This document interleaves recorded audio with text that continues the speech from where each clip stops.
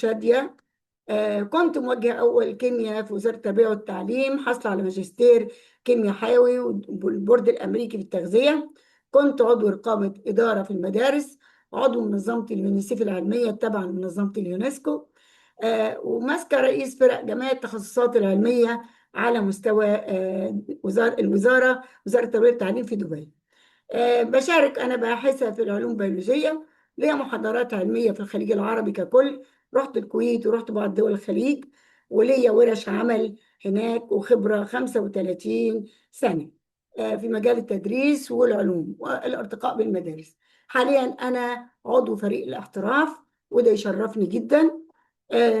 النهاردة عندنا محاضرة عن السمنة. هنبتدي المحور الأول بالسمنة. أول محور عندنا، لو احنا جينا بصينا على السمنه هنلاقي ان السمنه دي عباره عن تكتلات للدهون في بعض الاماكن، هنتكلم عن انواعها، ودي بتاثر بتاثير سلبي جدا على الصحه العامه. منظمه الصحه العالميه ادرجت ان السمنه من الامراض المزمنه، زيها بقى زي الكوليسترول، زي الدهون الثلاثيه، زي القولون، كل دي امراض مزمنه. يعني احنا محتاجين نحل مشكلة السمنة، لانها لو ما اتحلتش عملت لي مضاعفات، زي اي مرض بيعمل مضاعفات. برنامج الفيلجريت، واحنا بنحمد ربنا ان احنا قدرنا نحصل على هذا البرنامج. برنامج هيعيد التوازن داخل الجسم. يا جماعة الخير، برنامج الفيلجريت مش بس سمنة ورقم، لا، هو بيعيد لي التوازن الداخلي للجسم، ويقلل الدهون، ويكتشف ايه اللي موجود عندي طبقا للاسباب اللي هنشوفها. انواع السمنه عندنا 4 انواع. سمنه للجسم ككل، ودي بتبقى متوزعه على الجسم كله، يعني زياده وزن، بس ما فيش حاجات بقى بارزه في جسم ال الانسان اللي جنب اللي قدامنا. عندنا سمنة مركزية، ودي موجودة في دهون البطن، ودي من أخطر أنواع الدهون اللي موجودة، لأنها تسبب لنا عدة أمراض. نقدر نقول عليه الكرش. في ناس بتبقى وزنهم كويس، بيقول لك أنا صحي، أنا ما عنديش حاجة خالص، ما عنديش إلا كرش.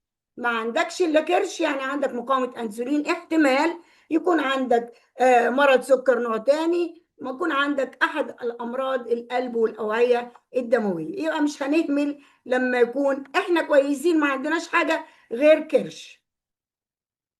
النوع الثالث، وده برضو نوع خطير، ده اسمها السمنة الحشوية، موجودة في الأعضاء الجسم الداخلية، مش موجودة بره. يبقى عندنا واحد كرش بره وعندنا أعضاء داخلية. ليه خطر؟ لأنه هيأثر على وظائف الجسم. هنتخيل إن الكبد حواليه دهون، هنتخيل إن القلب حواليه دهون، حتى الأوعية الأمعاء كل ده حواليه دهون، فعشان كده بنسميها الدهون الحشويه، اللي هي دهون الاحشاء يعني. في عندنا سمنه موضعيه، ودي السمنه الموضعيه بنلاقيها عند السيدات اكتر، يعني او تقريبا بنسبه 95% عند السيدات. يعني ما شفتش رجاله عندهم الحاجات دي الا قله نادره يعني. فدي بتكون متركزه في الافخاذ، في الارداف، في الذراعين، ودي طبعا اقل خطوره من الكرش واقل خطوره من الدهون الحشويه. لكن المنظر العام تسبب ازعاج لينا، يعني الحاله النفسيه بتاعتنا تبقى مش لطيفه، ويبقى عندنا صعوبه في الحركه.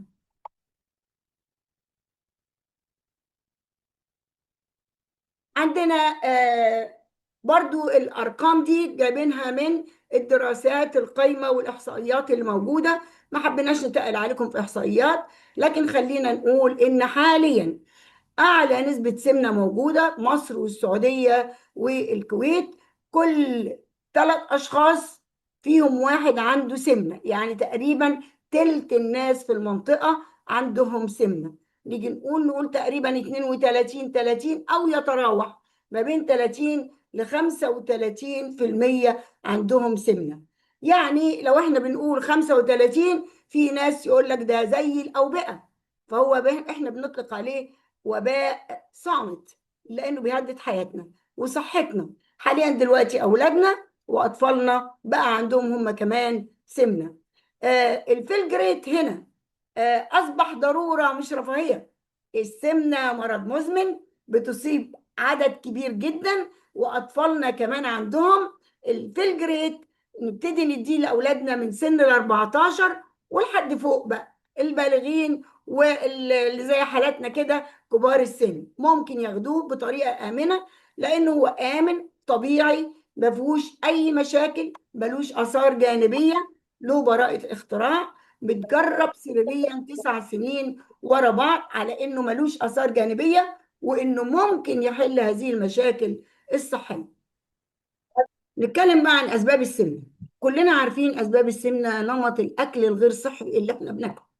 يعني معظمها بتكون سكريات، معظمها بتكون كربوهيدرات، مخبوزات، معجنات، نشويات، بطاطس وما إلى ذلك. ولذلك بيقولوا لنا ان اغلب اكلنا لو انتبهنا ليه وحبينا ندونه يبقى احنا بناكل 70% كربوهيدرات، مش اكل صحي. ده بيسبب ممكن يكون قلة الحركة، يبقى الحرق عندي مش شغال. اضطرابات هرمونية، هرموناتي على غير اتزان، عندي مشاكل في الغدة الدرقية، عندي عامل وراثي. طيب الفلجريت ينفع يشتغل على العامل الوراثي؟ ايوه يشتغل على العامل الوراثي او على اضطرابات الهرمونات، لانه بيعيد توازن الهرمونات. فحتى بالاسباب الوراثيه يقدر يحسن لي هذا الجزء، بيدعم الجسم توازن طبيعي، محدش يقلق ابدا، في اتزان كامل لهذا البرنامج الرائع. في امراض بقى ناجمه عن السمنه، سكر نوع تاني، ضغط، قلب، كبد دهني، تكيس مبايض، مشاكل المفاصل، ممكن تكون عندي التهابات، ممكن يكون عندي عايزين ناخد مضادات اكسده، وده فيه يعني عايزه اقول لكم اليونيميت غني جدا بمضادات الاكسده، مضادات الالتهابات، مضادات الشيخوخه، كل دوت موجود في اليونيميت اللي احنا بناخده بديل الفطار الصبح. فده من الحاجات اللي خطيره فيه يا جماعه. بيحرق دهون كويس جدا. بمناسبه ان احنا بنتكلم عن السمنه، في ماده الثايبرومين، مادة الثايبرومين جميلة جدا، حمض الكلوروجينيك. حمض الكلوروجينيك بيديني حرق أكتر من 24% عن الحرق المعتاد. يعني لما حد هيسألنا عن السمنة هنبقى عارفين احنا بنتعامل مع هذا البرنامج وبيقدم لنا ايه البرنامج ده. فبيقدم لنا حرق، بيقدم لنا مضادات أكسدة، مضادات التهابات، مضادات شيخوخة، كل ده في المنتج الأولاني اللي أنا باخده الصبح مع البايوز لايف. وقاية من الأورام، يعني دي حاجة احنا قلناها، وقلنا ما علاقة مقاومة الأنسولين بالأورام، ولقيناها علاقة وثيقة جدا. فهو فعلا خاصة في منطقة الجهاز الهضمي، في مجموعة من السرطانات في منطقة الجهاز الهضمي لو صلح التوازن يبقى أنا عملت وقاية من السرطانات بواسطة برنامج الفيلجريد. المحور الثاني هو علاقة السمنة بمقاومة الأنسولين. أنا عايزة أقول لكم على حاجة، لو أنا عندي مقاومة أنسولين يعني إيه؟ يعني أنا جسمي مش مستجيب، أنا هرمون الأنسولين ما بيدينيش، ما بيفرزش هذا الهرمون بكفاءة عالية، فبالتالي أنا باكل كتير كمان، ممكن أخلي البنكرياس يكسل، البنكرياس ما يدينيش الكم، مش ملاحق عليا. أي عضو بيكون ضعيف قدام التكرار والتعب زينا بالظبط. فعشان كده يبتدي الجسم يبقى فيه سكر، لكن الانسولين ما بتتعرفش عليه الخلايا، يروح للخليه يلاقيها قافله الباب، كده نقول عندنا مقاومه انسولين. يعني الخليه لا تستجيب لوجود الانسولين، وبالتالي الخليه لا تستقبل السكر، فيفضل السكر موجود في الدم، يبقى يتحول لسمنه. كأن السمنة عطتني كمان مقاومة أنسولين، ما هي كمان نفسها مقاومة أنسولين تديني سمنة. طب والسمنة بتديني مقاومة أنسولين ليه؟ أصل الخلايا، ما هو أنا عندي سكر كتير، جزء منه كبير جدا بيحول لدهون في الخلايا الدهنية، في العضلات، في الكبد، والباقي موجود عندي في الدم. فعشان كده بنقول إن مقاومة الأنسولين هي حاجة واحدة ومتلازمة مع السمنة. وعايزة أقول لكم حتى مقاومة الأنسولين، هرمون الأنسولين نفسه متلازم مع هرمون الكورتيزول، لو هما الاتنين بيشتغلوا مع بعض ده بيطلع بيرتفع، ده كمان بيرتفع.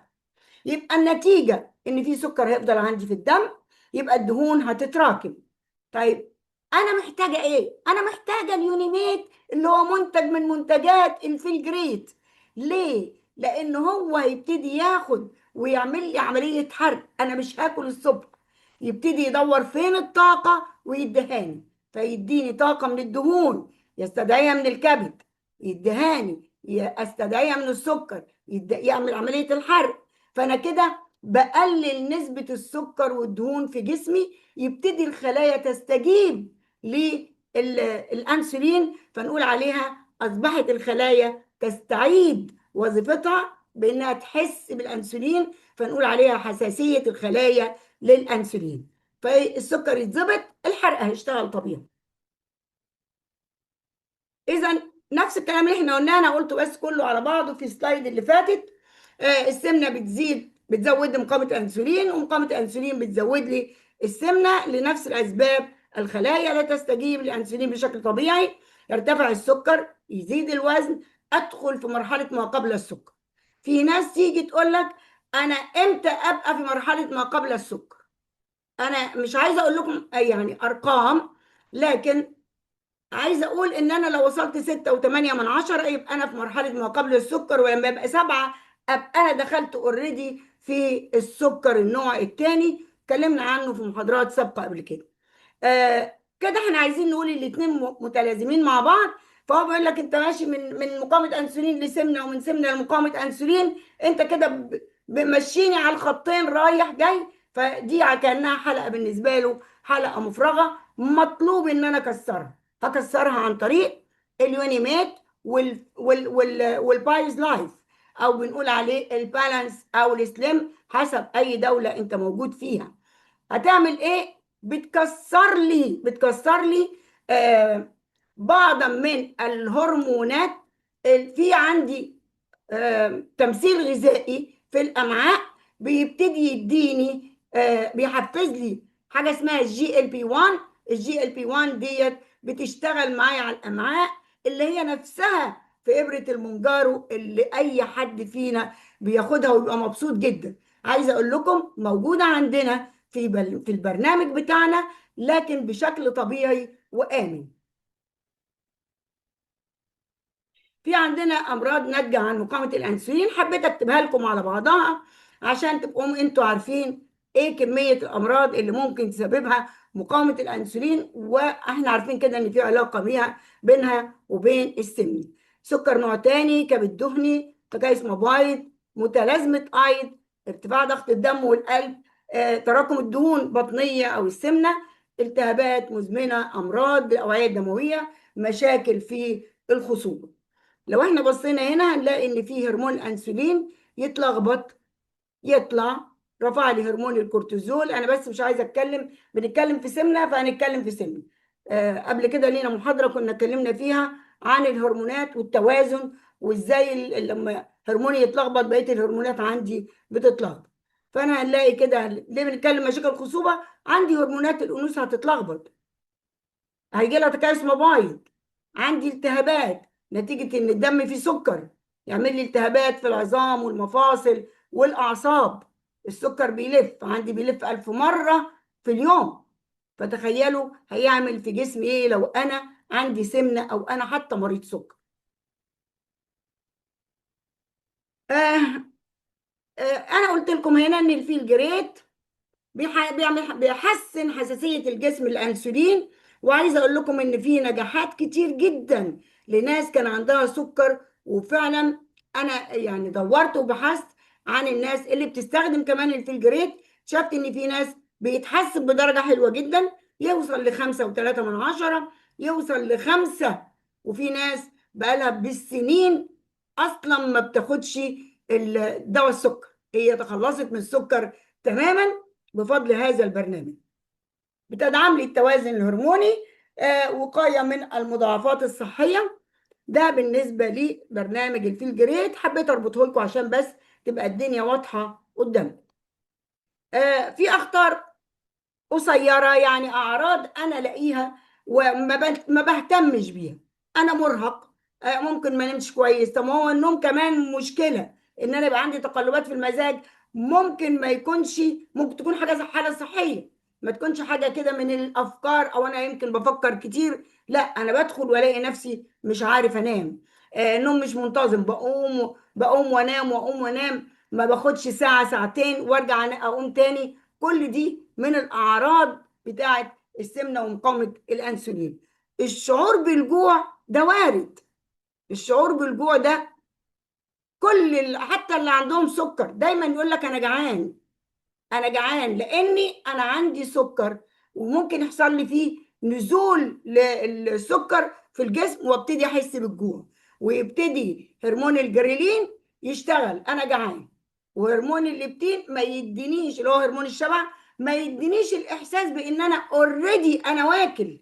فتلاقي الناس رايحه جايه على الاكل، يبقى عنده شعور بالجوع المتكرر، عنده دايما تعبان، مرهق، مش قادر، كسلان، ما عندوش طاقة يشتغل، ضعف تركيز. وده بيحصل في الناس اللي عندها الأخطار أو الأعراض اللي هي القصيرة. الطويلة يبتدي يظهر عندي الأمراض، زي احنا قلناهم قبل كده، مش عايزة أكررهم تاني، لكن خلينا نقولهم كمان مرة، حتى أنا عليهم حاجات جديدة غير السمنة.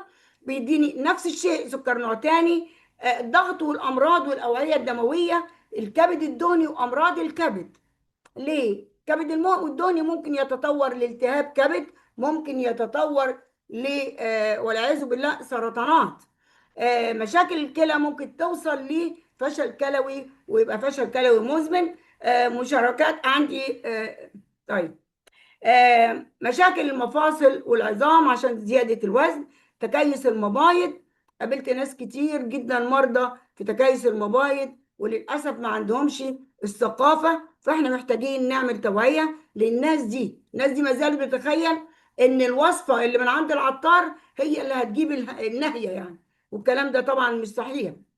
في التهابات مزمنة اتكلمنا عنها، السكر موجود، عندي سمنة هتعمل لي التهابات، لأن السكر هيلف لي في الدم فيكون هذه الالتهابات. ضعف المناعة وزيادة الالتهابات ده ناجم عن مقاومة الأنسولين. آه، لو في حد عايز اي حاجه في الاخر هنتكلم عنها، بس احنا عايزين نشوف ايه اللي بيحصل عندنا، حتى لو انا كررته، لان الاتنين قريبين قوي من بعض يا جماعه. بس ما اعتقدش ان في حاجه متكرره عندي يعني. بيقلل مقاومه الانسولين، هيحسن لي، هيديني حساسيه، لانه هياخد السكر ونبتدي نحرق، يبتدي الجسم يحس ان في عندي انسولين، يبتدي يتعامل مع الانسولين. كده البنكرياس ينشط، لاني انا مش هعطيك بس البرنامج ده، انا ماشياك على صيام متقطع، وان الصبح هتمشي على اليونيميت اللي هينهي لك الكرش وينهي لك المشاكل اللي موجوده في الدهون العنيده اللي عندك. هيساعد الجسم على الحرق وتقليل تراكم الدهون، هيرفع الطاقه والنشاط، وده بيبان من اول يوم.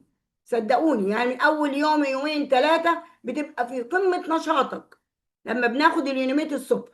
البايوز لايف له وضعية تانية، عشان الألياف اللي فيه تنفعني في البكتيريا النافعة. البكتيريا النافعة دي بتفرز لي مادة، واحنا يمكن اتكلمنا عنها قبل كده، فأنا مش عايزة بس أكرر الكلام. لو حد عنده أي سؤال يبقى يسألني بقى آخر المحاضرة. بيقي الجسم من المضاعفات الصحية. هل احنا ما عندناش مضاعفات صحية للسمنة؟ عندنا. ما عندناش مضاعفات صحية من السكر؟ ممكن. الناس المقاومة الأنسولين تعمل لهم أمراض، الأمراض دي ليها مضاعفات. يعني أنت لما تيجي تشوفها كده كأنها شجرة، مقاومة الأنسولين والسمنة، وبعد كده فرع الأمراض، بعد كده فرع لي مضاعفات كل مرض لوحده. فاحنا عايشين بنمط خطر علينا، فعلا عاملين زي ما نكون عايشين في وباء، بس احنا مش حاسين ان ده وباء، محدش قال لنا. احنا عايزين بقى نقول للعالم كله يا جماعة انتبهوا، مش بس كورونا زي ما حصلت، ولا اي وباء حصل قبلها او بعدها، ده بيعتبر احنا عايشين في وباء مستمر بصراحة يعني.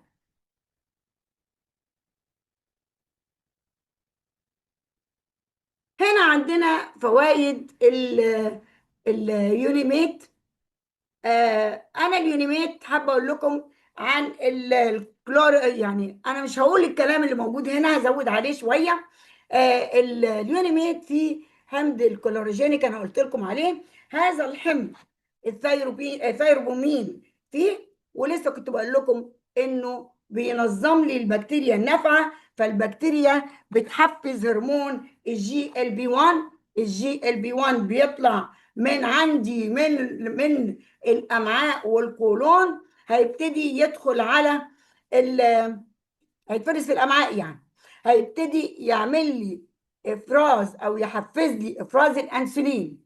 طب كده هيعمل ايه؟ هيطلع يدخل على منطقة الدماغ، فيديني هرمون شبع، انا شبعت. طب انت شبعت، انزل بقى اديني انسولين من البنكرياس. هتلاقي البنكرياس بيديك انسولين عالي الجودة، وينتقل الى الخلايا العضلية هذا الجي ال بي 1، ويستهلك السكر، وبالتالي مفيش تراكم للسكر موجود عندنا، وهيساعدني في فتح المستقبلات في الخلية لوصول السكر. وعشان كده بيبقى عندي حساسية للأنسولين. عندنا كده عشان بس الناس تبقى عارفة، المكون طبيعي جدا يا جماعة، موجود في نبتة المتة نفسها، يعني مش بعيد علينا. عندنا كمان مادة اسمها ثيرومين. الثيروبرومين دي قد الشوكولاتة 6 مرات، يعني بتعوضني تعويض الشوكولاته.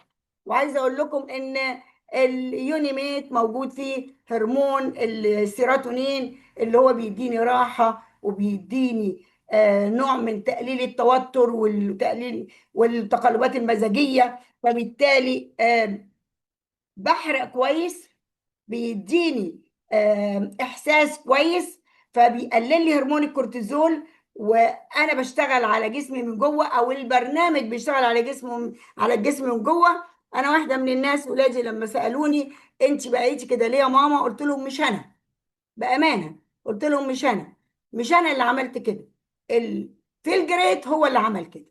وده كان سؤال وكان اجابه لاولادي. زي ما احنا قلنا كده، هيحسن الجلد ويحسن البشره، تستعيد البشره كمان الكولاجين بتاعها. خلينا نشوف الفوائد اللي مكتوبة عندنا كمان. هيدعم مستوى الاحتمال سوري، هيدعم لي مستوى الاحتمال والقدرة على التحمل. وده حصل معايا أنا شخصيا. إن شاء الله لو حد عنده مثال بعد ما أخد اليونيميت يبقى يقول لنا. هيدعم لنا العمليات الصحية، الإدراك، عدم النسيان، لأن الأمراض السمنة من كمان الأعراض بتاعتها إنها قد تصيبنا بالزهايمر، وهنتكلم فيه ان شاء الله لاحقا يعني. فعمليات الادراك والتركيز وزياده التركيز والتذكر دي موجوده، ودي انا في سني كنت بدات فعلا بنسى كل حاجه. لكن اكتشفت اني لا، بعد اليونيميت انا ما بقتش انسى بامانه شديده يعني. بيدعم الشعور بالراحه والاسترخاء، لانه بينشط لي هرمون السيروتونين في الجهاز الهضمي عندي في الامعاء. بيدعم لي المستويات الصحيه للكوليسترول. الكوليسترول دي دهون، فانا ممكن هتخلص منها، فيدعم لي الكوليسترول ويبتدي يقل الكوليسترول. يعني موجود كمان للكوليسترول والدهون الثلاثيه. بيدعم الجهود. جهود يعني يعني اتحرك واشتغل واتعب وانا مش حاسس بده. خاصة بقى انا جربته في رمضان، فما كانش الاحساس ده واصلني اطلاقا، علما بانه كنت زمان لا، كنت بتعب جدا. بيعزز الشعور بالشبع. الشعور بالشبع لان هيديني الطاقة من عنده، هيديني الطاقة من جسمي من ذاتي. فعشان كده انا فعلا لما باخده ممكن اقعد ناسية نفسي. يقول لك بعد 4 ساعات، صدقوني انا ساعات بقعد ناسية نفسي اكتر من 5 6 ساعات. بيدعم صحة التمثيل الغذائي شكلا عاما يعني. بيعزز انتاج الكيتونات، ويدعم العملية الصحية للهضم في الجسم. فوائد البايوز لايف يا جماعة، فيه 9 أنواع ألياف.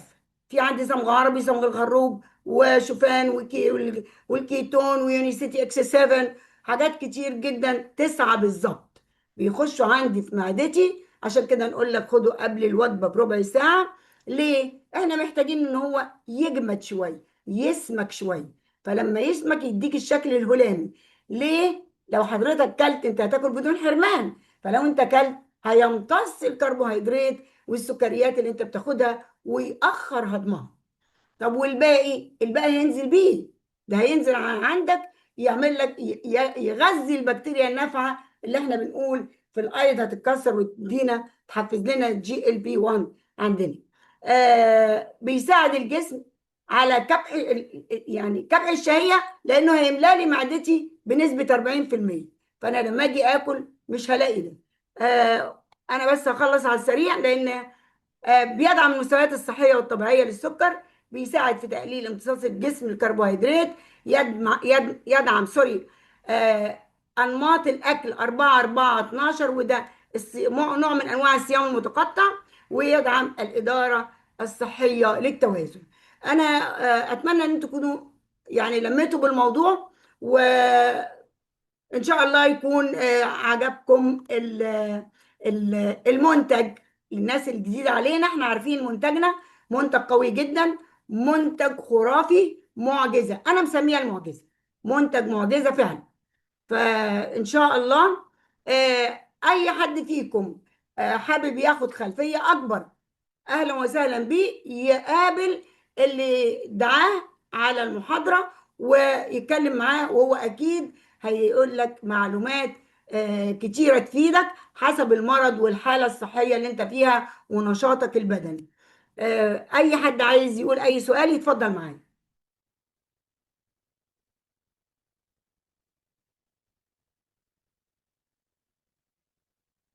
طيب، في حد عنده سؤال يا جماعة؟ السلام عليكم، جزاك الله كل خير. ما شاء الله الله يبارك جميلة فيك يا جدا دكتور. البرزنتيشن. الله يبارك فيك. طيب. كان عندنا بعض الناس عندهم تجارب صحية مع البرنامج، فاللي محتاج يشارك ممكن يعمل ريز هاند. معانا دلوقتي أستاذة خديجة، والباقي ممكن يرفع إيده بعدها. اتفضلي، المايك معاك يا أستاذة خديجة. سعد مساء الجميع. معكم خديجة سرحان من فلسطين. بالنسبة لتجاربي الصحية الحمد لله أنا علي وعلى عائلتي استخدمت البرنامج. بالنسبة إلي يعني كان وزني تقريبا ما كنتش بدي كثير، بس يعني كنت أنا تقريبا 118 في آخر 2022.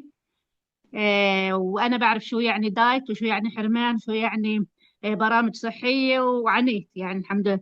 فبالنسبة قعدت يعني تقريبا سنة ونص لما نزلت ال 118 كيلو، يعني تقريبا وصلت لل 70. بس لما أبى بلشت وبعدين بلشت في النادي قعدت سنة ونص ما نزلتش 10 كيلو في النادي، وأنا سنة ونص ما نزلتهنش. وكنت محرم حالي، وكنت بس اكل حبه شوكولاته اروح على النادي ساعتين وانا على الكارديو عبين ما اهضم حبه الشوكولاته. بس الحمد لله رب العالمين مع فيل جريت، يعني امانه الله امانه الله، بس فيل جريت وبس. باكل حلو، وباكل طبايخ، وباكل شو اللي نفسي فيه. عمري من ما بلشت فيل جريت ما احرمت حالي.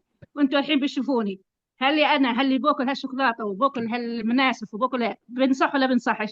بس الامانه مع فيل جريت انا ما انصحت ولا بزيد وزني. وزني بالعكس، انا دخلت ببرنامج فيل جريت 65 وكان معي دهون، ده الشركه من الدهون. فكان الحمد لله رب العالمين انا وزني 58 من بلشت الجريت، وباكل كل شيء ومش محرم حالي، ولا عمره زاد وزني لحد الان 58. بالنسبه لزوجي الحمد لله رب العالمين كان عنده سمنه 118 كيلو، وعنده ضغط دم، هذا ضغط الضغط، وبلش بده يصير عنده سكري. والحمد لله رب العالمين استخدم البرنامج شهر ونص ونزل عليه 15 كيلو، وتخلص من مرض الضغط الدم. من ما استخدمه ما كان اخ يا راسي، والله ما كان اخ يا راسي. وجوزي هي حتى صار لحاله، يقول لي بدي يونيميت بدي بايز لايف، هو صار يشتريهن لحاله. يعني اول ما جبته انا زوجي كان انا اخذه مستحيل، ولا يمكن، انت شو اللي جايبه بدك تسكيني اياه. كنت فبعد ساعتين اقنعته في البرنامج، والحمد لله رب العالمين الحين هو لحاله بس يخلص وصلنا يونيميت وصلنا بايز لايف. التجربة الثانية بالنسبة لبنتي الحمد لله قعدت 4 سنين وأنا وياها من دكتور لدكتور نتخلص عندها برضه هي سمنة. إحنا في العيلة بدك تقول يعني بدك تقول يعني عامل وراثي، بس الحمد لله بايظ الفيلجريت برضه بتغلب على العامل الوراثي، لان احنا جربنا الحمد لله رب العالمين. صارت عقده نفسيه عند البنت، كل مره على دكتور نزلي وزنك، نزلي وزنك، نزلي وزنك، الوزن هو عندها مش راضي ينزل. ما خلينا كوتش، ولا خلينا نادي، ولا خلينا وصفي، ولا خلينا اي شيء، ينزل هالوزن كان من الله ما بينزل. شيل شهرين 3 اشهر لما ينزل عندها كيلو. بس الحمد لله رب العالمين بعد شهر ونص يعني، واخر شيء فقدنا الامل. انا اخذتها عشان تزرع على مركز زراعه، واحكوا لها ممنوع تزرعي، انت ممنوع تزرعي وممنوع بتنزلي وزنك، بتضبطي امور ضغطك، كل الامور يصير عندك تمام، بنساعدك على الحمل. روحنا ايد ورا زي ما بقولوها ايد قدام. فبعد الحمد لله لما شفت برنامج اللي قريته وانا شريته وبقولها بدي اشتريه، فهن بيقولوا لي يجزيها الخير كوتش نينو اللي هي نسرين حجار، انا هي الكوتش رياضه اللي عنده كانت تاخذه، وانا بكل ثقه حكيت معها وقالت لي خذيه وانت مغمضه، والحمد لله اخذت كلامها ثقه، والحمد لله ما ندمت على هذا الحكي. وحكيت لاولادي قالوا غالي غالي، كنت مش غالي مش مشكله، المهم انه يزبط يعني وينجح معكم. الحمد لله رب العالمين شهر ونص استخدمته، برضه بنتي احنا كنا استخدمناه في خلال شهر ونص. شهر ونص بنتي الحمد لله رب العالمين اساس تنزل وزنها وتحمل بعدين. بس ربنا الله مع في لقيته بفضل الله البنت صارت حامل بعد شهر ونص باستخدام المنتج. بتصدقوش يعني لحد الان انا مش مصدق. الحين ما شاء الله هيها في الشهر الرابع وفيها ما شاء الله ولد، وبديها تصير ام علي. اللهم لك الحمد والشكر يا ربي. تجربتي الثالثة الصحية هي احنا جربنا على عيلتنا، وبعدين احنا بلشنا نشتغل في المنتج لما شفناه المنتج صحيح ومنتج لا غبار عليه. برضه بنتي معها القولون العصبي، يعني قولون عصبي مزمن مزمن مزمن، خمول وكسل وتعب، ويعني بديش احكي لكم شو وضعها. بس ما شاء الله الحمد لله رب العالمين برضه الثانية تخلصت من التعب والخمول. مش بدي اقول يعني حسن معها القولون، هو القولون انواع درجات، بنتي عندها من الدرجة اعلى درجة، يعني اوسخ انواع القولون. الحمد لله تخلصت من الخمول والكسل والشغلات هاي. بس يعني حسن عندها وحسن حياتها، وصارت يعني تفضل اولادها لا دارها لا زوجها شوي، مش زي اول يعني تظل مرميه. وهاي تجربتي الصحيه يعني مع ثالث معانا احنا الاربعه. يعني انا برضه بقولكوش يعني انا مدمنه حلويات، مدمنه حلويات بقدرش بس الحمد لله مع في الجريت باكل الحلو وما بيزيد وزني ولا سنتي ولا جرام. خذ في الجريت يا عمي وخذ اللي بدك اياه، ان شاء الله بتاكل كالب شوكولاته هيك ولا كالب كيك، ولا انا مجرب. انا الي 6 شهور بستخدم فيه الجريت وما زاد وزني، بالعكس بينزل 58 ما شاء الله. ما شاء الله. وشكرا لكم. هذه تجربتنا. فانا اللي عنده سمنه، اي حدا بيشكي من سمنه، اي حدا عنده تكيس موبايل، امانه الله كل الامراض اللي ذكرتهن كوتش شاديه بيعالجها 100%، من امساك، من شيخوخه، ومن كل شيء من كل شيء والتركيز. بالعكس انا لما نهار ما باخذش يونيميت بضل كسلان وبضل مسطل. بس لما باخذ اليوم اني بصوم، انا بصوم يعني اثنين وخميس، يعني بكون مسطله وبكون. بس لما الحمد لله الايام العاديه اللي باخذ فيها في الجريت بضل يعني نشيطه ومركزه. وفي شغله ثانيه اللي هي انه بيعطي شبع، امانه الله شبع يعني زي ما حكينا. بالعكس انت بتاخذ اليونيميت بجوز بعد 6 7 ساعات، مش بس 4 ساعات بيعطيك شبع، والله ممكن يعطيك 8 ساعات شبع.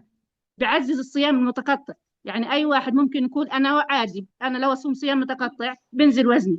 طيب يا عمي انت بدك تصوم بين، في عندك 4 ساعات، في عندك بدك تصوم كمان 8 ساعات بين، وفي 16 ساعه.